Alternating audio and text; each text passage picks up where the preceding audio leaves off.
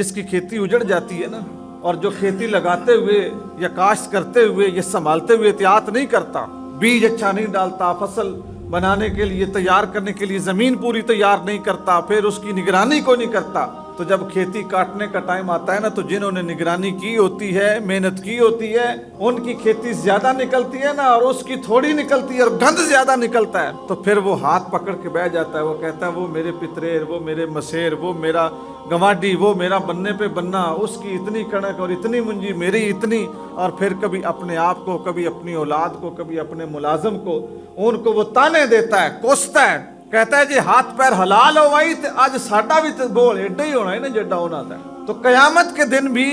جب بڑے بڑے بول ہوں گے نا، بڑے بڑے ڈھیر ہوں گے نیکیوں کے، تو اس وقت بھی بندے کو یہی تکلیف ہوگی کہ موقع تو مجھے بھی ملا تھا۔ جنتی جنت میں جا کے بھی حسرت کریں گے، جنت کا ملنا تو بہت بڑی بات ہے نا، کمال ہے، لیکن جنتی جنت میں بھی جائیں گے نا تو ایک دوسرے سے رشک کریں گے، حسرت کریں گے۔ کس چیز پہ؟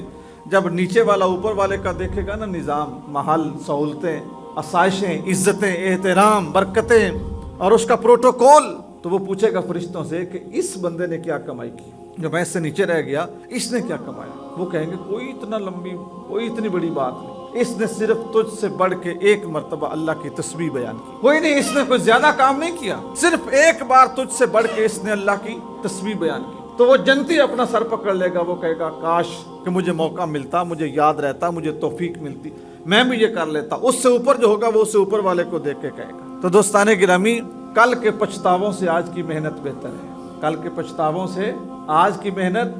بہتر ہے، اس لیے آج با جماعت نماز ادا کر کے اپنے رب سے دعا کریں کہ اس کی توفیق کے بغیر کچھ بھی نہیں، اس کی توفیق کے بغیر کچھ بھی نہیں ہے۔ میں آج صبح حدیث مبارکہ پڑھ رہا تھا، اللہ کے رسول صلی اللہ علیہ وسلم کی دعائیں، ان کا تذکرہ پڑھ رہا تھا کہ حضور کیسے دعائیں مانگتے تھے، تو یہ دعا سے بات یاد آ گئی۔ تو حضور دعا کرتے تھے، یا اللہ مجھے ہدایت نصیب فرما عمل خیر کی، اخلاق حسنہ کی، اور یا اللہ تجھ سے بہتر کوئی توفیق دے بھی نہیں سکتا۔ یا اللہ مجھے ہدایت نصیب فرما عمل بد سے بچنے کی اور اخلاق رذیلہ سے بچنے کی، تجھ سے بہتر بچانے کی توفیق بھی کوئی نہیں دے سکتا۔ میں نے جب حضور کی یہ دعا پڑھی نا، تو میں تھوڑا سا پریشان ہوا کہ یہ جو دعا سرکار نے مانگی کہ یا اللہ مجھے برے اخلاق سے بچا، مجھے جو ہے نا وہ